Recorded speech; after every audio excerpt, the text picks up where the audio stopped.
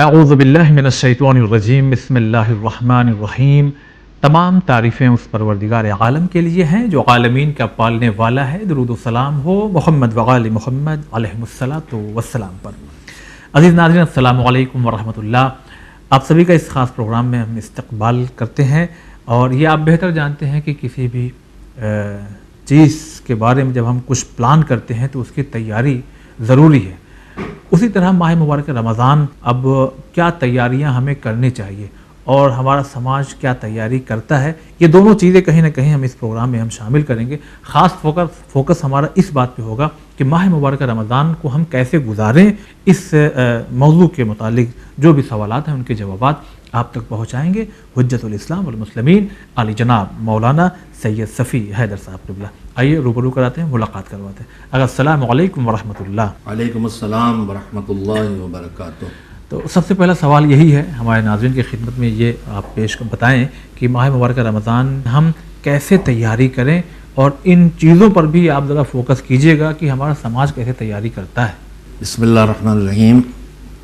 سب سے پہلے مالک کا شکر ادا کرتا ہوں کہ اس نے ہم کو دوبارہ اتنی زندگی دی ہے کہ ماہ شعبان المبارک تک پہنچ گئے ہیں، جو حضور سرور کائنات حضرت محمد مصطفیٰ صلی اللہ علیہ وسلم سے منسوب ہے۔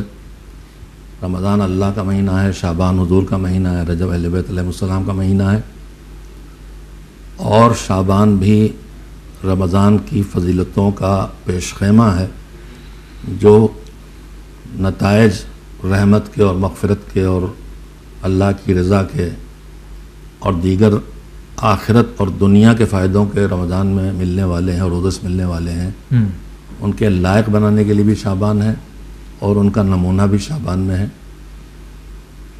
رمضان المبارک سے پہلے شعبان المبارک، شعبان المعظم، ایک طرح سے ہمارے لیے ایک گنجائش ہے کہ رمضان سے پہلے اتنا تیار ہو جائیں کہ رمضان کے لائق خود کو بنا لیں۔ بالکل اسی طرح جیسے کوئی کسی ٹیسٹ میں کسی کو جانا ہو، آرمی میں جانا ہے تو اسے دوڑنا ہے، اسے پاس ہونے کے لیے چیزوں کو کرنا ہے۔ اگر یک بیک جا کے امتحان کے لیے کھڑا ہو جائے تو بڑا مشکل ہے کہ پاس ہو، لیکن پہلے سے تیاری کرے گا تو پاس ہونے کی کافی گنجائش بڑھ جاتی ہے۔ شعبان رمضان کی ایک طرح کی پریکٹس کا مہینہ، اس میں روزے مستحب ہیں، پورے مہینے رکھ سکتے ہو تو آخری 3 دنوں میں رکھ ڈالو، پورے مہینے کی کمی اس میں انشاءاللہ پوری ہو جائے گی۔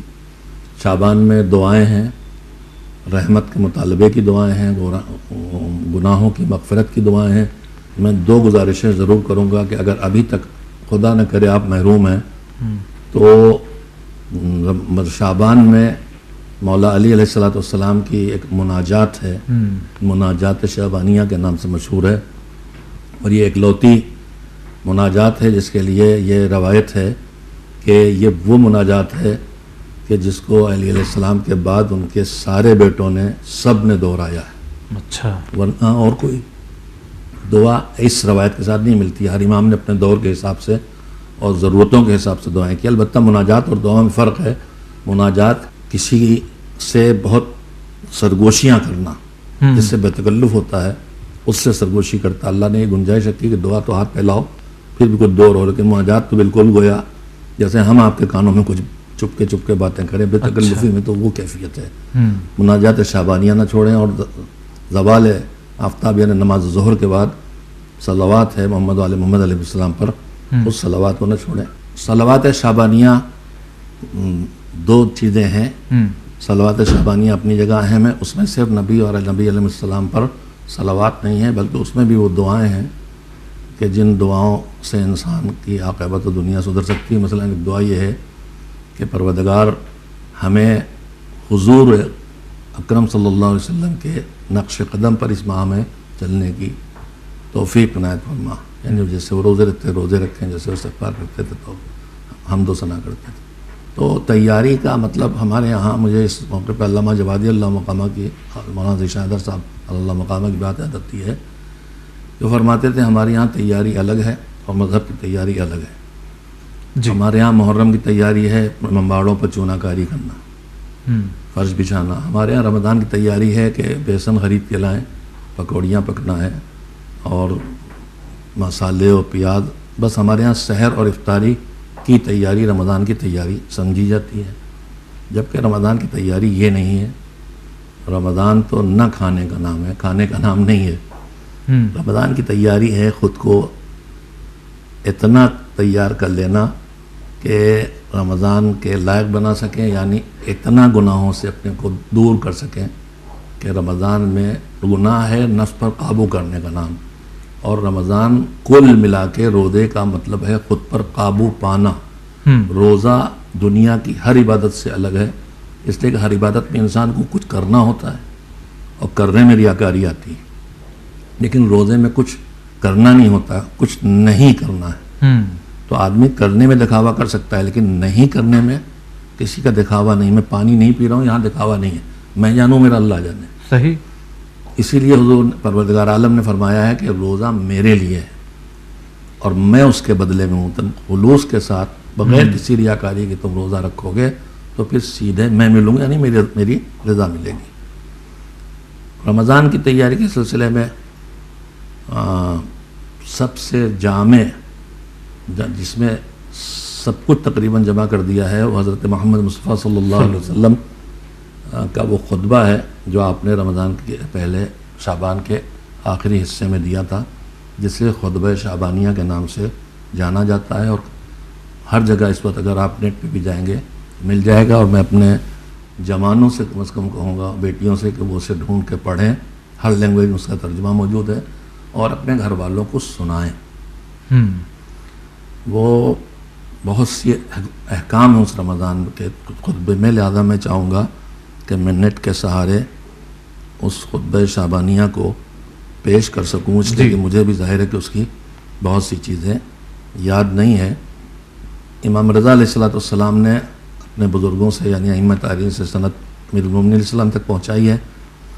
انہوں نے فرمایا کہ ایک دن حضور منبر پہ تشریف لائے اور خطبہ پڑھا، یعنی لیکچر دیا، اور اس میں آپ نے فرمایا کہ لوگوں، اللہ کا مہینہ آ رہا ہے برکت اور رحمت اور مغفرت کے ساتھ۔ تین چیزیں ہیں، برکت، رحمت اور مغفرت۔ برکت، مغفرت۔ مغفرت ہم لوگ جانتے ہیں گناہوں کا بخش دیا جانا، رحمت کی کوئی حدیں ہے ہی نہیں، ہم سوچ ہی نہیں سکتے کہ رحمت خدا، رحمت خدا ہمارے گناہوں کو بخشا جانا سب سے بڑی چیز ہے۔ ہماری دنیا کی نعمتیں ہم تک آنا، آخرت کی نعمتیں آنا، اس کی حدیں نہیں بنا سکتے۔ اور برکت کا مطلب یہ ہے کہ تھوڑے کا پورا پڑھنا، جو ہمیں جہاں لگے کہ یہاں پورا نہیں پڑے گا، جیسے ذوالعشیرہ میں تھوڑا سے کھانا تھا 40 کو، جو ایک اکیلے آدمی بھر کا نہیں تھا، وہ 40 کو پورا پڑ گیا اور بچ گیا۔ تو برکت کا مہینہ ہے کہ یہاں ہر چیز میں برکت آنے والی، نماز میں بھی، قرآن کی تلاوت میں بھی، ہر چیز میں اضافہ ہوگا، جو عام طور پر ہوتا ہے اس سے زیادہ ہونے والا ہے۔ اچھا، اس سے آگے اور آپ بیان کریں، مگر ہم یہ درمیان میں یہ پوچھنا چاہتے ہیں، تھوڑا سا اس سے ہٹ کے پھر اسی پہ واپس آ جاتے ہیں کہ جو بات آپ نے ابھی 2 منٹ پہلے آپ نے کہی، تقریباً میں سمجھتا ہوں کہ ماہ مبارک رمضان سے پہلے بھی، ماہ رمضان میں بھی علماء ان باتوں کو اٹھاتے ہیں۔ ماہ مبارک رمضان آ رہا ہے، یہ بیسن اور یہ تیل، ٹھیک ہے، وہ سب ضروریات زندگی میں ہیں، مگر ہر سال ان چیزوں پہ تاکید کی جاتی ہے، مگر اس کے باوجود بھی کیوں؟ اس لیے میں آپ سے پوچھ رہا ہوں کہ آپ کا ایک اچھا خاصا تجربہ ہے، کیوں آخر عوام جو ہے اس پہ توجہ نہیں دیتی اور پھر وہی کام کرتی ہے جس سے اکثر منع کیا جاتا ہے کہ بھائی اس کو کم کرو، عبادت زیادہ کرو، تو عبادت کم رہتی ہے، وہ چیز زیادہ رہتی ہے جس کو کہا جاتا ہے کم کرو۔ دیکھیے، ہر جگہ ہمارا نفس ہے، اور رمضان خود پر قابو کرنے کا۔ رمضان میں کچھ کرنا نہیں، کچھ نہیں کرنا۔ نماز میں بھی ہے ٹریننگ، نماز میں بھی گفتگو نہ کرو، ہنسو نہیں، کھاؤ پیو نہیں کچھ، تو نماز تو 5 وقت کی ٹریننگ ہے، مگر رمضان پورے 1 مہینے کی ٹریننگ ہے خود کو قابو کرنے کی۔ یہ کھاؤ نہیں، یہ دیکھو نہیں، یہ کہو نہیں، اہل بیت کی طرف، کسی اور طرف، معصومین میں جھوٹ مت ثابت کرو، اللہ کی طرف۔ مختلف حیات کے شعبے ہیں جن کی ٹریننگ ہے۔ اب یہ افطار بھی بہت، یہ اللہ کا کرم ہے کہ ہمارے ذاتی کاموں کو بھی وہ اپنے لیے بنا کے ثواب دیتا ہے۔ افطار ہم کھائیں گے، لیکن وہ کہتا ہے تاکید بے انتہا افطار کرنے پر بھی اور افطار کرانے پر بھی۔ سحری ہم کھائیں گے، لیکن سحری کرنے پر بہت تاکید ہے، بندہ پر مالک مہربان ہے۔ ہوتا یہ ہے کہ یہ مذہب ہماری دنیا اور آخرت دونوں کی زندگی کے لیے ہے، لہذا مذہب کے احکام میں دونوں پہلو ہیں۔ ہم سے ہوتا یہ ہے کہ ہم مادی پہلو کی طرف زیادہ متوجہ ہو جاتے ہیں، اور وہ پھر اعتدال کی لمٹ سے باہر چلا جاتا ہے۔ رمضان کا مہینہ ہمارا چٹور کا مہینہ بن جاتا ہے، بہت زیادہ کھانے کا، چٹور پن کا، پکوڑی اس میں ہے اور چاٹ اس میں ہے، اور دنیا کی کورونا میں جی جب مصیبت آئی تھی پوری قوم پر، تو جن کے بس میں جو تھا قوم کے لیے کر رہے تھے، تو کسی جگہ جب ان کے لیے انتظام غلے کا کیا گیا تو وہاں سے آیا کہ ہمیں چاٹ کے ٹھیلے لگتے ہیں، اس کے پیسے تو بھیجیے۔ تو اس حد تک ہماری قوم کی کیفیت ہے۔ بہرحال سمجھائے جانے کا بالکل اثر نہ ہو یہ بھی نہیں ہوتا ہے۔ ڈاکٹرز بھی کہہ رہے ہیں کہ رمضان بہت سی دنیا کے لوگ جو مسلمان نہیں ہیں روزہ رکھتے ہیں اور اس کے فائدے جانتے ہیں، لہذا وہ افطار و سحر کو بھی مناسب اور ہلکی غذاؤں سے طے کرتے ہیں۔ خود افطار میں کیا کہا گیا؟ افطار کرو کھجور سے کرو، نہیں ہے تو گرم پانی۔ تو پوری چیزیں جو اگر کہیں اس کیا کرنا ہے بتایا گیا، تو اس میں جو بتایا گیا وہ صحت کے لیے اچھی چیزیں ہیں۔ ایک عام حکم مذہب کا ہے کہ ہر وہ چیز تمہاری صحت کو بگاڑے وہ تم نہیں کر سکتے ہو، اور روزہ واجب ہے، اس سے صحت بگڑ رہی، جان بھی نہیں جا رہی، بیماری آ رہی تو حرام ہو جاتا ہے۔ تو اب اس کے بعد یہ سب کرنا، ہماری کچھ چیزیں ہم اپنے ارد گرد سے بہت اٹھاتے ہیں، اور جو کرنے لگتے ہیں لوگ ہم کرنے لگتے ہیں بغیر سوچے سمجھے کہ اب وہ صدیوں سے شاید نہ صحیح تو نسلوں سے یہ سب کچھ پوری اور کچوڑی اور ثقیل کھانے افطار کا جز بن گئے ہیں، جو دھیرے دھیرے گھٹنا چاہیے اور کم ہو، اور ہمارے ملک میں ہے، دوسرے ملکوں میں بھی رہا ہوں، ایران میں، عراق میں بھی، وہاں پھل اور صحت کے لیے مفید چیزیں ہوتی ہیں، یہ سب نہیں ہوتا ہے۔ اچھا، ہمارے یہاں یہ سب بہت زیادہ ہے، یہ یہاں جو ہے تیل اور تلاؤ یہ سب ہمارے مقامی ماحول سے ہم نے اٹھا لیا۔ اچھا، چلیے اب اسی کے ساتھ ساتھ ایک چیز یہ بھی اشارہ دیجیے، چونکہ سماج میں رہتے ہیں تو یہ چیزیں کہیں نہ کہیں دیکھنے سننے میں آ جاتی ہے۔ ماہ مبارک رمضان عبادت کا مہینہ ہے، لیکن اکثر یہ ہوتا ہے، خاص کر اس میں جو مرد حضرات ہیں کہیں نہ کہیں وہ گھر جاتے ہیں کہ مسجد میں کھایا، پھر جا کے گھر میں کھانے کے ٹائم پر کھا لیا، تو پھر کیا عبادت کرے گا آدمی؟ ظاہری طور پہ دیکھیے صحیح، تو اس پہ کیا کہیں گے؟ دیکھیے اس سلسلے میں ایک ہی بات عرض کروں گا کہ جب پیٹ بھر جائے، زیادہ نہیں، بھر جائے پیٹ، تو وہ عبادت میں رکاوٹ بنتا ہے۔ مجھے یاد آتا ہے شاید جناب یحییٰ سے منسوب ہے کہ شیطان ان کے پاس آیا اور بات چیت کرنے لگا، جاتا تھا نبیوں کے پاس، ہارتا نہیں ہے وہ، جانتا بہکا نہیں پائیں گے، مگر جناب ابراہیم کا پہنچ گیا بہکانے۔ صحیح۔ تو آیا تو بات چیت ہوئی، مجھے خلاصہ روایت یہ ہے کہ جناب یحییٰ کا لوگوں کو کیا کیا پسند ہے، رنگین ڈوریاں اور ٹوپیاں سب لیے تھا، اس میں پھنساتا ہوں اس میں، جو جس کی پسند ہے، جس کی طرف کسی انسان میں میلان ہے اسی میں پھنسائے گا۔ کسی میں پیسے کا ہے، کسی میں اقتدار کا ہے، کسی میں عبادت کا ہے، اسی کے ذریعے پھنسائے گا۔ جی۔ تو جناب یحییٰ نے کہا کہ تمہیں میری بھی کوئی بات اچھی لگتی ہے؟ تو انہوں نے کہا ایک بات اچھی لگتی ہے۔ وہ کیا؟ کہا جب کھانا کھاتے ہو تو پیٹ بھر کھا لیتے ہو، اس سے تمہاری عبادت تھوڑی دیر کے لیے تھوڑی سست رفتار ہو جاتی ہے، مجھے بات بہت اچھی لگتی ہے تمہاری۔ تو جناب یحییٰ نے کہا کہ اب میں کبھی نہیں کروں گا۔ تو شیطان نے کہا میں کسی کو نصیحت بھی نہیں کروں گا۔ تو پیٹ بھر کھانا خود سبب ہوتا ہے عبادت میں سستی اور رکاوٹ کا۔ مولا علی کا حکم یہی ہے، اللہ ہم سب کو اس کے اوپر عمل کی توفیق دے، میں خود ہی نہیں کر پاتا ہوں، اگر کرتا ہوں تو اتنا بھاری بدن نہ ہوتا میرا، کہ بھوک لگنے پہ کھاؤ، اور بھوک لگی رہ جائے تو کھانا چھوڑ دو۔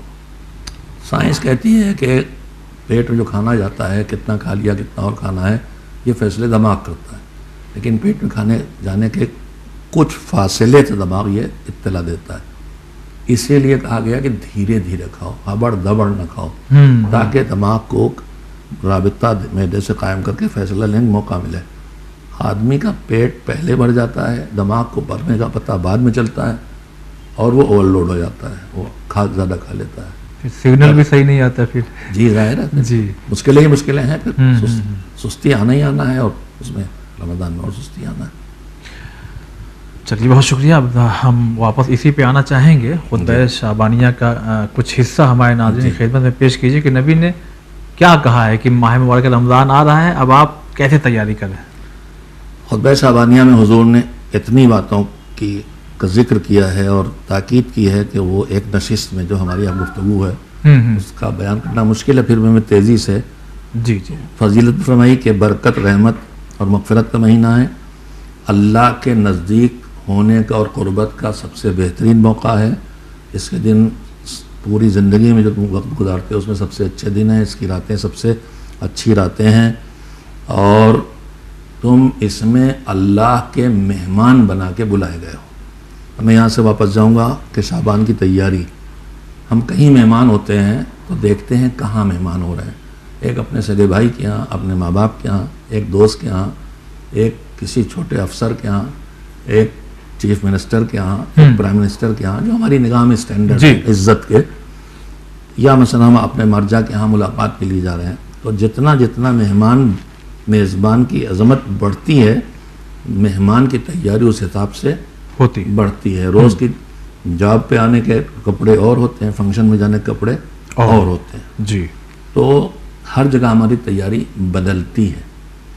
اب اللہ سے بڑا میزبان کوئی نہیں ہے، تو پھر ہم جو مہمان ہیں اس کے ہماری تیاری بھی ہونا چاہیے کہ تو اس کے لیے تیاری کپڑے پہن کے، اچھے کپڑے پہن کے نہیں آنا، البتہ پروردگار نے یہ نظام بھی بنایا ہے کہ تم ہمیشہ تمہارا ظاہر، تمہارے کپڑے، تمہارا وجود اچھا ہو، جوتے اچھے ہونا چاہیے، اس حد تک ہے، خوشبو لگا کے نکلو۔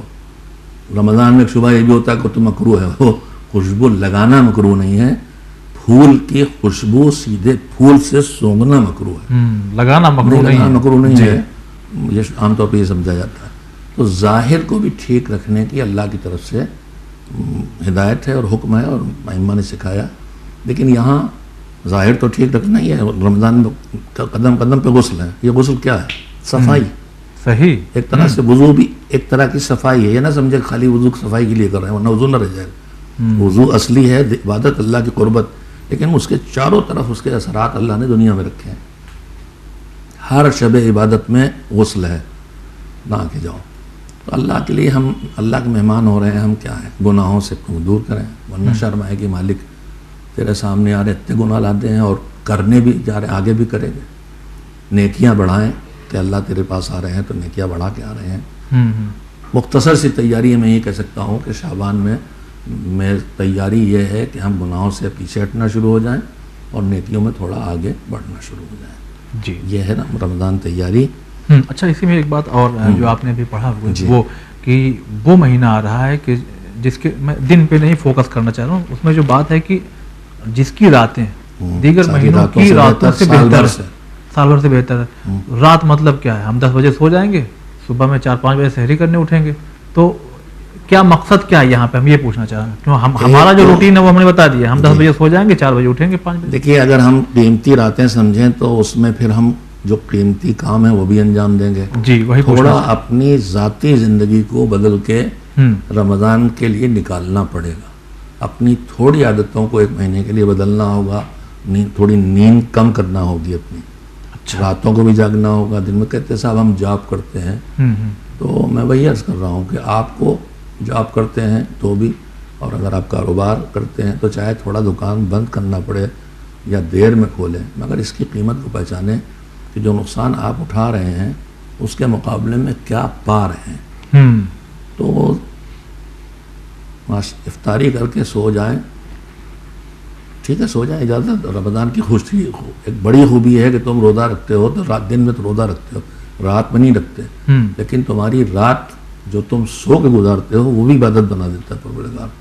تو اگر اسی کو ہم ان کاموں میں گزاریں جو اللہ نے رات کے لیے رکھے ہیں، جن میں کم سے کم افطار کے بعد کی کچھ دعائیں ہیں، خاص کر کے اس میں یا علی و عدیم اللہم ادخل اللہ قبر السور، یہ 2 تو ہم کو یاد ہے، سب پورے معاشرے دعا افتتاح ہے، اور دعائیں ہمت سے ہیں جو مغفرت کی ہیں، جس میں خاص کر کے حج کی دعا ہے۔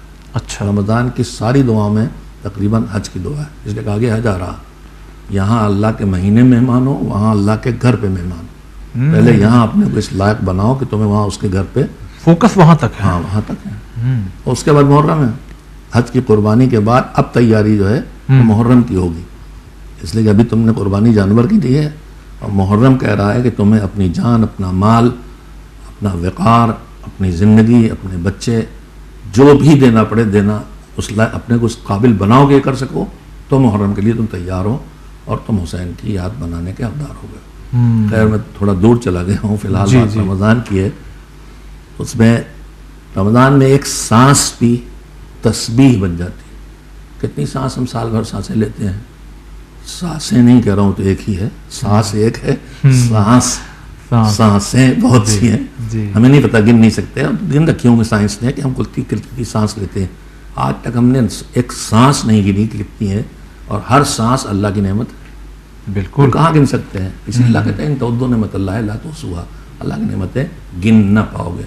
خیر تو رمضان میں سال بھر سانس لیتے ہیں، رمضان میں سانس لیں گے تو تسبیح بن جائے گی، سوئیں گے تو عبادت بن جائے گی. اس حد تک رمضان کی فضیلت ہے. بھئی ہمارا کام ہے کہ جہاں اتنا کچھ ملنے والا ہے اسے ہم ضائع کریں. اور ائمہ کی خاص کر کے امام المومنین علیہ السلام کے لفظوں میں کہ اپنے روزے کو خالی پیٹ کی بھوک اور پیاس نہ بناؤ. رمضان میں تمہاری زبان بھی روزہ رکھے، حرام جھوٹ پہ غیبت نہ چلے، تمہاری آنکھیں بھی روزہ رکھیں کہ نامحرم پہ نہ جائیں، تمہارے کان بھی روزہ رکھیں کہ تم وہ آوازیں اور گانے باجے نہ سنو یا غیبتیں نہ سنو. پورا وجود تمہارا روزہ رکھے. روزے کے کئی مرحلے بتائے گئے ہیں جو میرے خود بھی پوری طرح ذہن میں نہیں ہے. ایک ہے خالی صرف خالی بھوک پیاس کا روزہ، دوسرا ہے پورے جسم کا روزہ، آنکھ بھی روزہ، زبان بھی روزہ جو حرام اس سے روک رہا ہے، تیسرا ہے اس کی روح کا روزہ. تیسری منزل یہ ہے کہ تم پورے روحانی وجود سے بھی اللہ سے قربت والے کام کر رہے ہو، دوری والے ہٹاتے چلے جا رہے ہو. اس کے بعد پھر وہ عوام کا روزہ اور خواص کا روزہ اور متقین کا روزہ، اور ایک منزلیں ہیں میرے سامنے اس وقت. وہ میں ادھر بیماری ہو گئی تھوڑا بھولنے کی تو یاد نہیں، لیکن اس طرح کی کوالٹی ہے. یعنی روزہ نیچے سے اوپر اٹھ کے وہاں تک جاتا ہے کہ سیدھے اب اللہ کہتا ہے کہ تمہاری جزا تو میں ہوں، تب جا کر کے کہیں ہے. ہاں کئی منزلیں ہیں. اچھا ہمیں لگتا ہے کہیں چونکہ وہی سماج میں رہنے کی وجہ سے ہم لوگ شاید پہلے ہی زینے پہ کھڑے ہوئے ہیں. اگر کھڑے ہو گئے ہوں پہلے زینے، ہاں یہ بھی معاملہ ہے. پہلا معاملہ ہے تو کہ ہم خالی بھوک اور پیاس کے روزے دار تو نہیں ہیں. زیادہ تر خطرہ اسی کا ہے بھوک پیاس کے ذمہ دار ہوں. ہماری زبان رمضان میں نہیں رکتی. کیا ہماری زبان غیبت چھوڑ دیتی ہے؟ کیا ہماری زبان بہتان تراشی رمضان میں چھوڑ دیتی ہے؟ بانی تنظیم کہتے تھے کہ روزہ رکھ کے تم نے کسی پہ احسان نہیں کیا ہے، اور بھوکے بھیڑیے کی طرح بچوں پہ گھر میں آگے ہمارے جیسے بڈھے بگڑتے ہیں، تو رمضان سے تو برے ہو گئے، عام حالات سے برے ہو گئے روزہ رکھ کے کہ پھاڑ کھائے رہے ہیں دوسروں کو. بازاروں میں زیادہ دکھتا ہے شام میں ایسا. تو یہ تو الٹا اثر رمضان کا ہو رہا، خالی بھوک پیاس نہ رہے. اچھا کچھ ہے ذہن میں کچھ ایسی باتیں فی الحال آپ کی کہ ماہ مبارک رمضان میں نبی یا ائمہ علیہ السلام راتوں کو کیسے گزارتے تھے؟ جو بات ہماری اٹھی تھی ابھی رمضان کے لیے ہے کہ حضور رمضان کے پہلے تاریخ سے کمر باندھ لیتے تھے، یعنی بالکل تیار کمر بستہ ہو جاتے تھے پورے رمضان میں. ایک خاص زندگی گزارنے کے لیے راتوں کو جاگنا، عبادت کرنا، دن میں عبادت کرنا اور تلاوت کرنا اور اللہ سے مناجات کرنا. یعنی وقت کر دیتے تھے اس مہینے کو اللہ کی عبادت کے لیے. یعنی کاروبار دنیا کو تقریباً چھوڑ دیتے تھے. یہ نہیں کہ چھوڑ دیا بچے بھوکے مر رہے ہیں، یہ نہیں کہہ رہا ہوں میں، لیکن اس کے لیے اسپیشل ڈیزائن اور پوری زندگی اسی پہ لگا دیتے تھے. اور پھر رمضان میں خاص کر کے شبۂ قدر جو ہمیں نہیں معلوم. ابھی میں اسی شیخ عباس قمی علیہ الرحمہ خطبہ شابینہ مفاتیح سے دیکھ رہا تھا تو انہوں نے بہت قیمتی بات کہی ہے. دیکھیے شب قدر ہمارے ہاں 19 یا 21 یا 23 یہ 3 میں تعین کی جاتی ہیں اور زیادہ امید ہے کہ 23 کی شب ہوگی جی. لیکن قطعی طور پر یہ بات طے شدہ نہیں ہے کہ 23 ہی ہے. روایات کہتی ہیں کہ رمضان کی کوئی رات بھی شب قدر ہو سکتی ہے اور خاص کر کے دہے آخر یعنی 21 سے 30 کے بیچ میں جی. ہو سکتی. کوئی روایات کے سہارے تعین تک جائے جب علماء کہ کوئی تو رات طے کریں تاکہ اس کو مومنین شب قدر سمجھ کے بسر کریں. یہ شیخ عباس قمی کہتے ہیں کہ ہو سکتا کوئی بھی رات رمضان کی ہو تو کسی رات کو بھی عام رات کا سمجھ کے نہ گزارو. یہی سمجھو کہ ہو سکتا ہے یہ شب قدر ہو سکتا ہے. بہت اچھی بات ہے. میں نے بھی پہلے پڑھی ہو کہ بھول گیا تھا. آج پھر کرم پروردگار سے اس پروگرام کے توفیل میں مجھے بھی پڑھنے کو ملا. اللہ کرے مجھے مالی کی توفیق دے کہ ہر شب قدر بنائی جا سکے. جی جی. چلیے گا، بہت بہت شکریہ ادا کرتے ہیں، اور ناظرین بہت معذرت خواہ ہیں آپ سے. یہ سلسلہ انشاءاللہ خدا کی توفیق رہی تو جاری رہے گا، چونکہ وقت تمام ہو گیا ہے، جو ایک محدود وقت ہوتا ہے، کیونکہ ایک کے بعد جو ہے دوسرے پروگرامز آپ تک پہنچتے رہیں گے. تو اس سیریز کا اگلا ایپیسوڈ ہم انشاءاللہ کل لے کر کے حاضر ہوں گے، اور یہیں سے بات جو رات والی بات شروع ہوئی تھی، عبادات اور خطبہ شعبانیہ کا وہ حصہ جو رہ گیا وہ آپ تک انشاءاللہ آگے پہنچائیں گے. تو آج کے لیے بس اتنا ہی. السلام علیکم ورحمۃ اللہ.